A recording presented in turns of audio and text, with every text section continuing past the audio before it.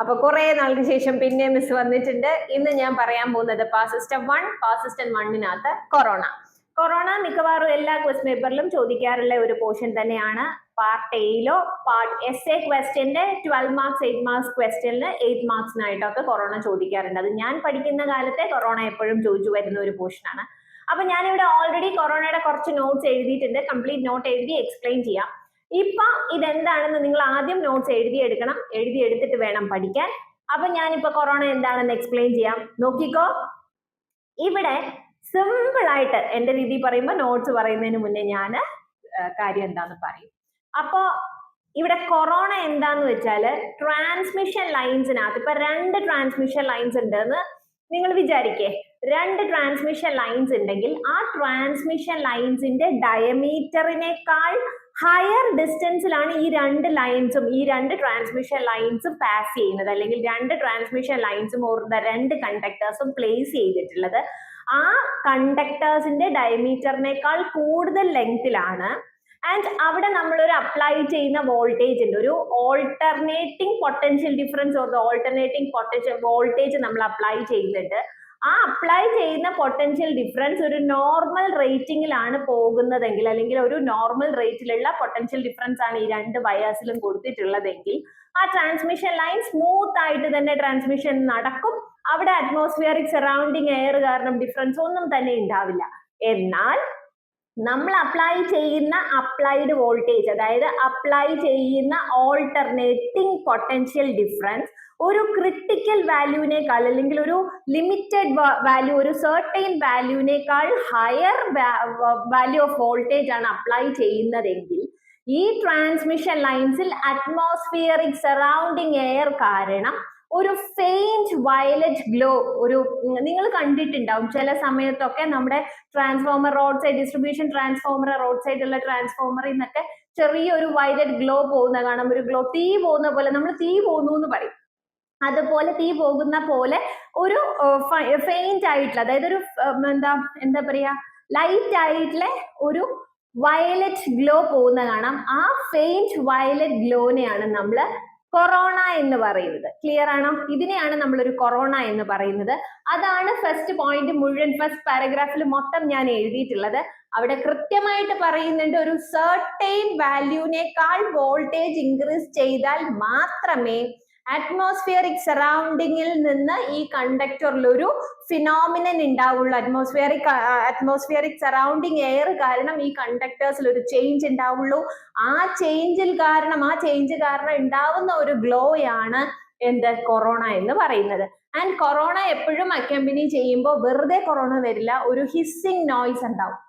Hissing noise എന്ന് പറഞ്ഞാൽ നിങ്ങൾക്ക് മനസ്സിലാവാൻ എനിക്കിപ്പോ പറഞ്ഞു തരാൻ പറ്റുന്ന ഒരു സൗണ്ട് എന്ന് പറയുന്ന, ഈ പാമ്പൊക്കെ ഇല്ലേ, സ്നേക്കിനൊരു സൗണ്ട് ഉണ്ടാവില്ലേ, ഉണ്ടെന്ന് പറയുന്നത് കേട്ടിട്ടില്ലേ? ആ ഒരു സൗണ്ടാണ് ഹിസ്സിങ് നോയ്സ്. നമുക്ക് പെട്ടെന്ന് പേടി, എവിടെ വല്ല പാമ്പും ഉണ്ടോ എന്ന് നമുക്ക് തോന്നിപ്പോ. അങ്ങനെ ഒരു കൈൻഡ് ഓഫ് സൗണ്ട് ആണ് നമ്മൾ ഹിസ്സിങ് നോയ്സ് എന്ന് പറയുന്നത്. അപ്പൊ ഈ കൊറോണ ഉണ്ടാവുന്ന സമയത്ത് ഒരു ഹിസ്സിങ് നോയ്സ് പ്രൊഡ്യൂസ് ചെയ്യും.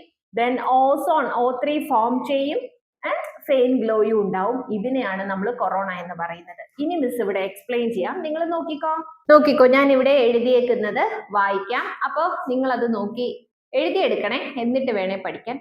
When an alternating potential difference is applied across 2 conductors, ഞാൻ പറഞ്ഞു 2 conductors, applied across 2 conductors whose spacing is large as compared to their diameterനേക്കാളും കൂടുതൽ സ്പേസിംഗ് പ്രൊവൈഡ് ചെയ്യണം.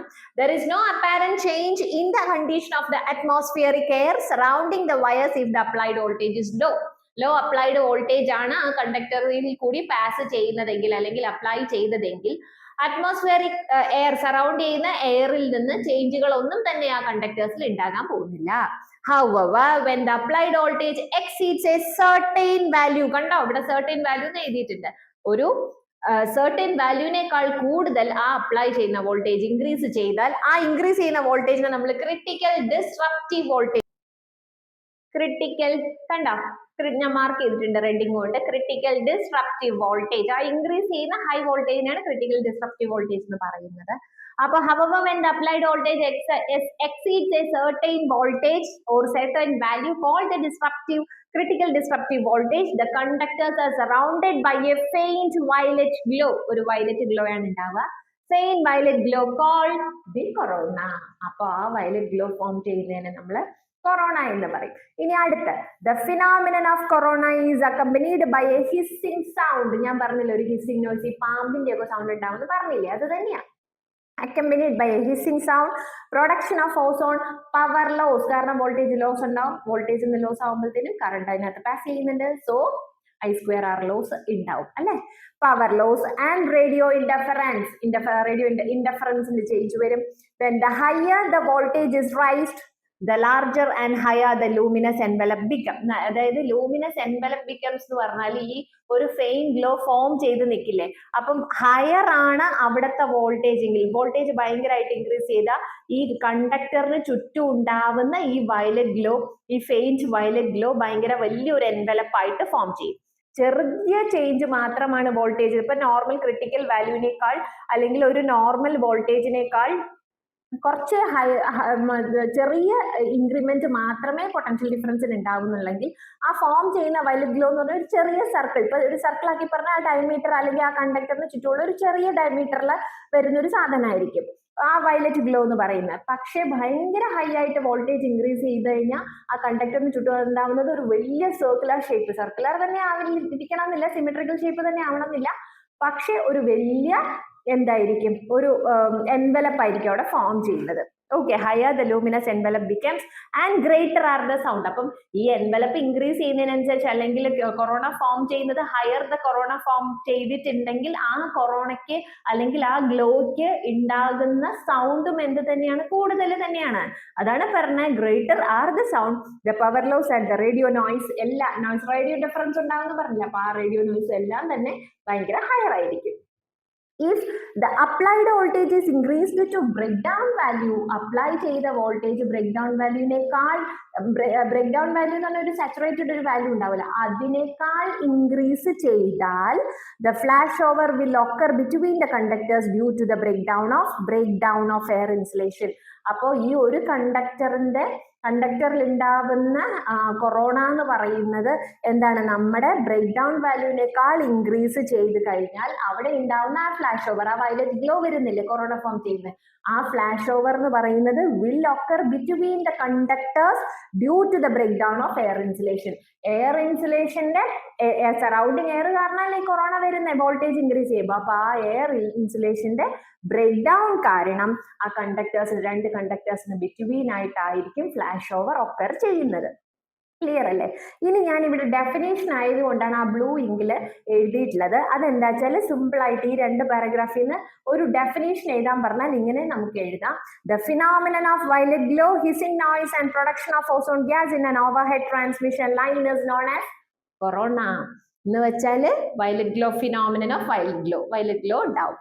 hissing noise and production of ozone gas in an overhead transmission line. ഞാൻ ആദ്യമേ പറഞ്ഞു transmission ലൈൻസിലാണ് ഉണ്ടാകുന്നത് അല്ലെ, overhead transmission ലൈൻസിലാണ് ഉണ്ടാകുന്നത്, is known as corona. Then അടുത്ത paragraph എന്ന് പറയുന്നത് ഇത് മൊത്തം എഴുതണം. ഇനി ഞാൻ ഇതിന്റെ തിയറി എന്ന് പറഞ്ഞ തിയറി ഓഫ് കൊറോണ എഴുതും, ദെൻ അഡ്വാൻറ്റേജസ് ആൻഡ് ഡിസ്അഡ്വാൻറ്റേജസ്. ഇത് നിങ്ങൾ ഫുള്ള് എക്സാമിന് എഴുതിയേ പറ്റൂ. അത് 8 മാർക്സിന് ചോദിച്ചാലും 4 മാർക്സിന് ചോദിച്ചാൽ നിങ്ങൾ ഇത്ര എഴുതിയിട്ട് അഡ്വാൻറ്റേജും ഡിസ്അഡ്വാൻറ്റേജും കൂടെ എഴുതിയാൽ മതി. ഓക്കെ, അല്ല 8 മാർക്സിനാണ് ചോദിക്കുന്നത്, നിങ്ങൾ തിയറി അതൊക്കെ എഴുതണം, ഫാക്ടേഴ്സ് അഫക്റ്റിംഗ് കൊറോണ അതെല്ലാം എഴുതണം. So if the conductors are polished and smooth, നമ്മൾ കൊടുക്കുന്ന ട്രാൻസ്മിഷൻ ലൈനില്ലേ അതിന്റെ കണ്ടക്ടേഴ്സ് ആണ് കേട്ടോ ഉദ്ദേശിക്കുന്നത്. ഈ കണ്ടക്ടേഴ്സ് പോളിഷ്ഡും സ്മൂത്ത് ആണെങ്കിൽ നമ്മൾ പറയില്ലേ friction occurs only in the rough surface, smooth surface doesn't have friction എന്ന് പറയില്ലേ, അതുപോലെ തന്നെ എവിടെയും പറയുന്ന കണ്ടക്ടേഴ്സ്, അതായത് നമ്മുടെ ട്രാൻസ്മിഷൻ ലൈൻസ് സ്മൂത്തും പോളിഷ്ഡും ആണെങ്കിൽ corona glow will be uniform throughout the conductor. ആ കണ്ടക്ടർ മൊത്തം യൂണിഫോം ആയിട്ടായിരിക്കും കൊറോണ ഫോം ചെയ്യുന്നത്, അല്ലെങ്കിൽ ആ വയലറ്റ് ഗ്ലോ നമ്മൾ കാണുന്നത്. അല്ല ആ കണ്ടക്ടേഴ്സ് റഫ് ആണെങ്കിൽ otherwise it is not at all uniform ആവില്ല. Otherwise rough points will be appear brighter. Uniform ആവില്ല, അപ്പോൾ റഫ് ആയിട്ടുള്ള പോയിന്റ്സിൽ ബ്രൈറ്റർ ഗ്ലോ ഉണ്ടാവും, അല്ലാത്തടത്ത് ഡാർക്ക് ഗ്ലോ ആയിരിക്കും. വിത്ത് DC voltage there is difference in appearance of fires. അതായത് DC voltage ആണ് apply ചെയ്യുന്നത്. ഇപ്പൊ നമ്മൾ ഓൾട്ടർനേറ്റിംഗ് പൊട്ടൻഷ്യൽ ഡിഫറൻസ് എന്ന് പറഞ്ഞില്ലേ, ഓൾട്ടർനേറ്റിംഗ് ആകുമ്പോൾ എന്താണ്, AC ആണ്. ഇനി DC ആയിട്ടുള്ള വോൾട്ടേജ് അപ്ലൈ ചെയ്ത് കഴിഞ്ഞാൽ അതാണ് വിത്ത് DC voltage there is difference in appearance of 2 wires. 2 വയേഴ്സിലും ഉണ്ടാവുന്ന കൊറോണയ്ക്ക് എന്തുണ്ടാവും, ഡിഫറൻസ് ഉണ്ടാവും. അത് പറയുന്നത് പോസിറ്റീവ് വയേഴ്സിന് യൂണിഫോം ഗ്ലോയും നെഗറ്റീവ് വയേഴ്സിന് സ്പോട്ടി ഗ്ലോ, ഒരു സ്പോട്ട് ആയിട്ട്, അതാണ് സ്പോട്ടി ഗ്ലോ മാത്രമേ ഉണ്ടാവുള്ളൂ. പോസിറ്റീവ് വയേഴ്സിന് യൂണിഫോം ഗ്ലോയും നെഗറ്റീവ് വയേഴ്സിന് സ്പോട്ടി ഗ്ലോയും ഉണ്ടാവും. ഓക്കെ ആണല്ലോ. ഇപ്പൊ കൊറോണ എന്ന് പറയുന്ന ഇമ്പോർട്ടന്റ് ആയിട്ടുള്ള ഒരു കാര്യമാണ്, നിങ്ങൾ ഇത് എഴുതി എടുത്തിട്ട് പഠിക്കണം. പിന്നെ എനിക്ക് പറയാനുള്ള ഒരു കാര്യം, പൊതുവെ എനിക്കിപ്പോ വീഡിയോ ചെയ്യാനും തോന്നാത്ത കാര്യം ഞാൻ പറയാം. ചാനലിന്റെ അനലിറ്റിക്സ് നോക്കുമ്പം കാണുന്ന വ്യൂവേഴ്സ് എന്ന് പറയുന്ന 88% ഓഫ് വ്യൂവേഴ്സും നോൺ സബ്സ്ക്രൈബേഴ്സ് ആണ്. ബാക്കിയുള്ള ഈ ഒരു 17 or 18% ഒക്കെയാണ് സബ്സ്ക്രൈബ് ചെയ്തിട്ട് ചാനൽ കാണുന്നത്. ഇപ്പൊ ഞാൻ നോട്ട്സ് തരുന്നുണ്ട്, നന്നായിട്ട് ഞാൻ പഠിപ്പിക്കുന്നുണ്ട്, എനിക്കറിയാം ഞാൻ നല്ല അടിപൊളിയായിട്ട് പഠിപ്പിക്കുന്ന മിസ്സാന്ന് എനിക്കറിയാം. അപ്പൊ ഇത്രയും എഫേർട്ട് എടുത്ത് ഞാനിത് ചെയ്യുമ്പോൾ എന്റെ ചാനലൊന്ന് സബ്സ്ക്രൈബ് ചെയ്താൽ മതിയല്ലോ. നിങ്ങൾക്ക് നോട്ട്സ് വരെ ഞാൻ തരുന്നുണ്ട്. അപ്പോൾ ദയവ് ചെയ്ത് ചാനൽ കാണുന്നവർ, സ്ഥിരമായിട്ട് ഫോളോ ചെയ്യുന്നവരെ ഈ ചാനൽ ഒന്ന് സബ്സ്ക്രൈബ് ചെയ്യണം. എന്നിട്ട് നോട്ട്സ് ചെയ്തെടുത്ത് നിങ്ങൾ പഠിച്ചു നോക്കിക്കോ. Then theory of corona. ഇത് മിക്കവാറും ആരും പഠിക്കാനൊന്നും പോകുന്നില്ല, തിയറി ഓഫ് കൊറോണ. അത് ലൈക്ക് ഇപ്പൊ ഞാൻ പറഞ്ഞില്ലേ, കൊറോണ എന്ന് പറയുന്നത് കണ്ടക്ടേഴ്സിൽ ഒരു സ്പാർക്ക് ഉണ്ടാവുന്നതാണ്, അല്ലെങ്കിൽ ഒരു ഫെയിന്റ് വയലറ്റ് ഗ്ലോ ഉണ്ടാകുന്നതാണ് കൊറോണ എന്ന് പറഞ്ഞു. അതെങ്ങനെ, അതും റീസൺ ആകുന്നത് എന്താണ്, അറ്റ്മോസ്ഫിയറിക് സറൗണ്ടിങ് എയർ കാരണമാണ് ഈ കൊറോണ ഫോം ചെയ്യുന്നത് എന്ന് പറഞ്ഞു. അപ്പോ അതെങ്ങനെയാണ്, അല്ലെങ്കിൽ how this atmospheric air effects in the എന്താ കണ്ടക്ടേഴ്സ് എന്നാണ് പറയുന്നത്. അതാണ് തിയറി ഓഫ് കൊറോണ പറയുന്നത്. നിങ്ങൾ എന്തായാലും ഇത് എഴുതാനൊന്നും പോകുന്നില്ല, അത്രോ ചിലപ്പോ ഓക്കെ പഠിച്ചേക്കാം, അല്ലെങ്കിൽ സപ്ലി ഈ ഒരു പേപ്പർ മാത്രം മറ്റുള്ളവർ പഠിക്കുമായിരിക്കും, അല്ലാതെ ഇത് പഠിക്കുമെന്ന് എനിക്ക് തോന്നുന്നില്ല. Anyway up to U.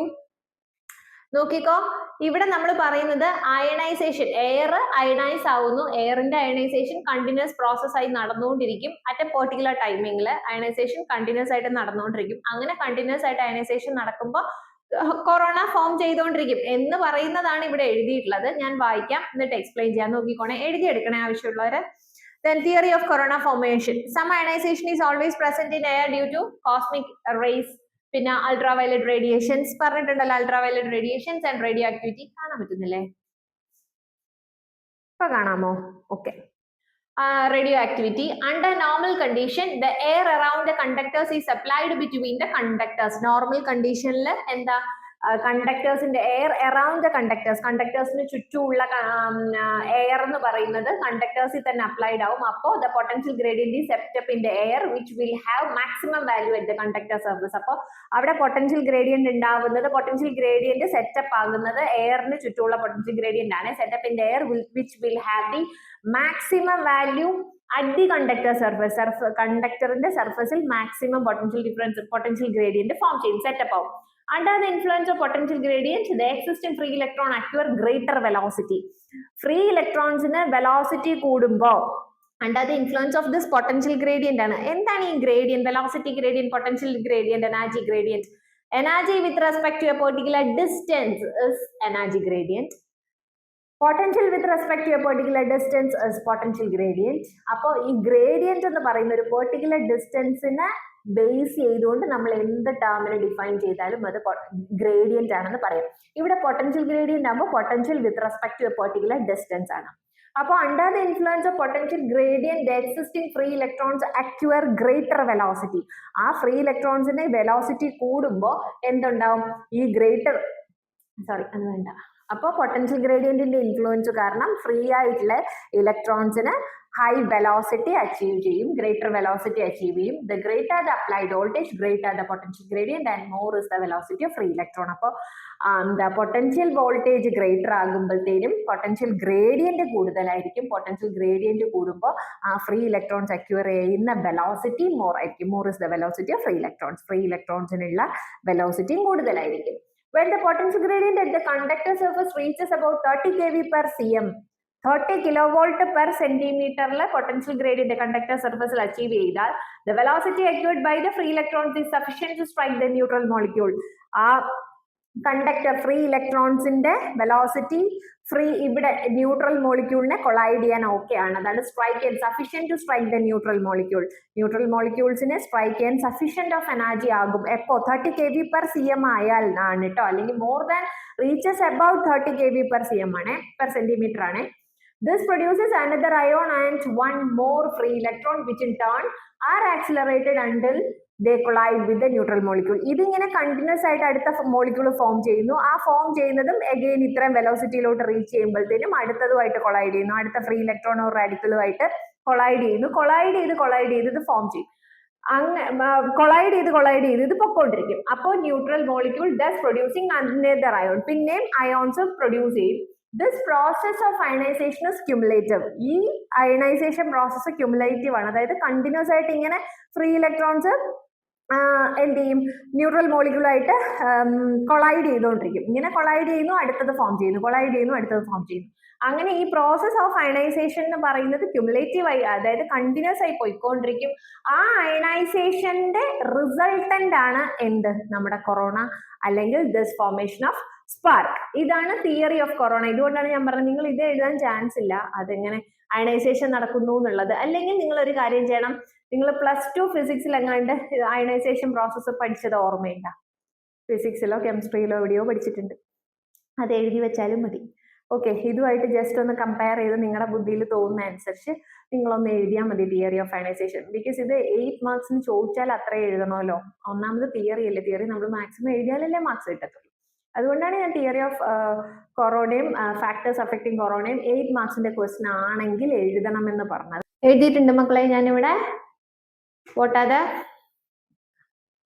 Factors affecting corona? ഇത് ഭയങ്കര ഇമ്പോർട്ടന്റ് ആയിട്ടുള്ള ഒരു പോയിന്റ് ആണ്. നിങ്ങൾ കൊറോണയെ കുറിച്ച് എഴുതുമ്പോഴത്തേനും ഇത് എന്തായാലും എഴുതണം കേട്ടോ. ആ ഫസ്റ്റ് പാരാഗ്രാഫും പിന്നെ ഇതും എഴുതിയാലും ഈ പാർട്ട് എയിലെ ക്വസ്റ്റ്യൻസിന് മാർക്ക് കിട്ടും. ഫാക്ടേഴ്സ് അഫക്റ്റിംഗ് കൊറോണ ഈസി ആയിട്ട് പറയാവുന്ന കാര്യങ്ങളാണ്. First atmosphere, second conductor size, third spacing between the conductors and the fourth one and the important one is the line voltage. First, എന്താണ് atmosphere? Corona is form due to ionization of air surrounding the conductor. കണ്ടക്ടറിനെ surround ചെയ്യുന്ന air കാരണമാണ് corona form ചെയ്യുന്നത്. അതാണ് അറ്റ്മോസ്ഫിയറിന്റെ factor പറയുന്നത്. Then conductor size, second one is conductor size. Conductor size, corona depends on the shape and the condition of the conductor use. നമ്മൾ use ചെയ്യുന്ന കണ്ടക്ടറിന്റെ ഷേപ്പും കണ്ടീഷനും ഡിപ്പെൻഡ് ചെയ്തിട്ടുണ്ടാവും കൊറോണ ഫോം ചെയ്യാൻ. അതാണ് conductor size. Then spacing between the conductors. Spacing between the conductors നമ്മൾ explain ചെയ്ത സമയത്ത് തന്നെ പറഞ്ഞിരുന്നു, കണ്ടക്ടറിന്റെ ഡയമീറ്ററിനേക്കാൾ കൂടുതൽ സ്പേസിംഗ് എവിടെ വേണം, രണ്ട് കണ്ടക്ടേഴ്സ് തമ്മിൽ ഉണ്ടാവണം. അപ്പോഴാണ് കൊറോണ വോൾട്ടേജ് കൂടുമ്പോൾ കൊറോണ ഫോം ചെയ്യുന്നത്. അതാണ് ഇവിടെ പറയുന്നത്. Conductor spacing is made large as compared to the diameter of the conductor. കണ്ടക്ടറിന്റെ ഡയമീറ്ററിനേക്കാൾ കൂടുതൽ സ്പേസിംഗ് ഈ രണ്ട് കണ്ടക്ടേഴ്സ് തമ്മിൽ വേണം. Then last one is the line voltage, the important one. Line voltage പറയുന്നത് എന്താ? Line voltage is the main factor for the formation of corona. Corona form ചെയ്യാനുള്ള main factor line voltage തന്നെയാണ്. If it is in normal value, there is no apparent change in the air surrounding. അല്ലെ, surround ചെയ്യുന്ന എയറിന് apparent changeകളൊന്നും തന്നെ ഉണ്ടാവില്ല. If it is increased, എന്താ, voltage increase ചെയ്ത് കഴിഞ്ഞാൽ ionization process is cumulative or ionization process is continuously happen and then the corona or the spark will formed. അല്ലേ? അപ്പൊ line voltage ഭയങ്കരമായിട്ട് എഫക്ട് ചെയ്യുന്നുണ്ട് കൊറോണ ഫോം ചെയ്യാൻ. ഇനി last point, advantages and disadvantages of corona. ഒരു വലിയ essay എഴുതുന്ന പോലെ അല്ലേ ഈ കൊറോണ അങ്ങനെ എഴുതിയാലേ മാർക്ക് കിട്ടത്തുള്ളൂ. നോക്കിക്കോ, ഫാക്ടേഴ്സ് കഴിഞ്ഞിട്ട് അടുത്ത advantages and disadvantages of corona. Advantages of corona പറയുന്നത് due to the corona formation air surrounding the conductor become conducting. അല്ലെ, അതിന് ചുറ്റുമുള്ള എന്ന് വെച്ചാൽ ഈ എയറിന്റെ ഇഫക്റ്റ് കാരണം അല്ലേ എന്താ കൊറോണ ഫോം ചെയ്ത്, അല്ലെങ്കിൽ ഫെയിന്റ് വയലറ്റ് ഗ്ലോ ഉണ്ടായത്. അങ്ങനെ ആ ഫെയിന്റ് വയലറ്റ് ഗ്ലോ എയറിന് ചുറ്റും നിൽക്കുമ്പോൾ ആ എയറും കണ്ടക്ടിങ് ആയിട്ട് മാറും, കണ്ടക്ടിങ് ആവും. The air surrounding the conductor become conducting and hence virtual diameter of conductor is increased. കണ്ടക്ടറിന്റെ വിർച്വൽ ഡയമീറ്റർ, അതായത് നോർമൽ ഒരു ഡയമീറ്റർ ഈ കൊറോണ ഫോം ചെയ്തത് വെച്ച് അവിടെ എക്സ്റ്റെൻഡ് ആവുന്ന ആ ഒരു ഡയമീറ്റർ കണ്ടക്ടറിന്റെ ഡയമീറ്റർ കൂടുന്നല്ല, വിർച്വലി ഫോം ചെയ്യുന്ന ഡയമീറ്റർ ഇൻക്രീസ് ചെയ്യും. അങ്ങനെ increased diameter reduces the electrostatic stress between the conductor. ഈ വിർച്വൽ ഡയമീറ്റർ കാരണം എയറിന് ചുറ്റും ഉണ്ടാവുന്ന അല്ലെങ്കിൽ കണ്ടക്ടറിന് ചുറ്റും ഉണ്ടാവുന്ന ഇലക്ട്രോസ്റ്റാറ്റിക് സ്ട്രെസ് റെഡ്യൂസ് ആവും. ഓക്കെ, ഇലക്ട്രോസ്റ്റാറ്റിക് സ്ട്രെസ് റെഡ്യൂസ് ആവും. അടുത്ത ഡിസഡ്വാൻറ്റേജ് ഭയങ്കര കൂടുതലാണ്. Corona is accompanied by loss of energy, power loss ഉണ്ട്, ഹിസിംഗ് നോയ്സ് ഉണ്ട്, ഓസോൺ ഫോർമേഷൻ ഉണ്ട് അല്ലെ. അപ്പൊ കൊറോണയ്ക്ക് ഡിസഡ്വാൻറ്റേജ് കൂടുതൽ തന്നെയാണ്. Corona is accompanied by loss of energy, ozone is produced by corona and may cause corrosion of കണ്ടക്ടേഴ്സിൽ corrosion ഉണ്ടാവും, റസ്റ്റിംഗ് വരും, കൊറോഷൻ ഉണ്ടാവും. Then non sinusoidal voltage drop across in the line, ആ കണ്ടക്ടർ, അതായത് ആ കണ്ടക്ടറിലേക്ക് അല്ലെങ്കിൽ ആ ലൈനിലേക്ക് non sinusoidal voltage drop. Non sinusoidal എന്ന് പറഞ്ഞാൽ AC സൈനസോയിഡൽ ആണ്. അപ്പം അങ്ങനെ അല്ലാത്ത നോൺ സൈനസോയിഡൽ പല ഫോം ചെയ്യുമല്ലോ, യൂണിഫോം അല്ലാതെ. നോൺ സൈനസോയിഡൽ വോൾട്ടേജ് ഡ്രോപ്പ് ലൈനിൽ occurring as the current drawn by the line due to corona is non sinusoidal. Line drawn ചെയ്യുന്ന കറണ്ട് നോൺ സൈനസോയിഡൽ ആയതുകൊണ്ട് എന്തുണ്ടാവും, നോൺ സൈനസോയിഡൽ വോൾട്ടേജ് ഡ്രോപ്പ് ഉണ്ടാവും. Okay, current non sinusoidal ആണ്, അതുകൊണ്ട് തന്നെ ആ current occur ചെയ്യുമ്പോൾ വോൾട്ടേജ് ഡ്രോപ്പ് എന്തായിരിക്കും, നോൺ സൈനസോയിഡൽ വോൾട്ടേജ് ഡ്രോപ്പ് ആയിരിക്കും. ഓക്കെ, അപ്പൊ നോക്കോ അടുത്ത് how to reduce corona, method of reducing corona. അതാണ് how to reduce corona. Corona reduce ചെയ്യാൻ പറ്റുന്നത് ആ രണ്ട് കണ്ടക്ടർ തമ്മിലുള്ള സ്പേസിങ് എന്ത് ചെയ്യണം, ഇൻക്രീസ് ചെയ്യണം. ദെൻ കണ്ടക്ടറിന്റെ സൈസ് ഇൻക്രീസ് ചെയ്യണം. നമ്മൾ പറയുന്നുണ്ട് കണ്ടക്ടറിന്റെ ഡയമീറ്ററിനേക്കാൾ കൂടുതൽ സ്പേസിങ് വരുമ്പോഴാണ് കൊറോണ ഫോം ചെയ്യുന്നത്. അപ്പം നമ്മൾ കണ്ടക്ടറിന്റെ സൈസും ഡയമീറ്ററും ഇൻക്രീസ് ചെയ്യുക ആൻഡ് അതിന്റെ സ്പേസിങ്ങും ഇൻക്രീസ് ചെയ്യുക. അപ്പോൾ എന്ത് ചെയ്യില്ല, കൊറോണ ഫോം ചെയ്യില്ല. ഇപ്പൊ ഞാൻ പറഞ്ഞത് പോസിസ്റ്റം 1 കൊറോണയാണ്, ഭയങ്കര ഇമ്പോർട്ടൻ്റ് ആയിട്ടുള്ള ഒരു പോർഷനാണ്. നിങ്ങൾക്ക് എൻ്റെ ഈ ചാനൽ കണ്ടിട്ട് വീഡിയോസ് ഇഷ്ടപ്പെടുന്നുണ്ടെങ്കിൽ, ഞാൻ പഠിപ്പിക്കുന്നതൊക്കെ മനസ്സിലാവുന്നുണ്ടെങ്കിൽ എൻ്റെ ഈ ചാനൽ ഒന്ന് സബ്സ്ക്രൈബ് ചെയ്യുക.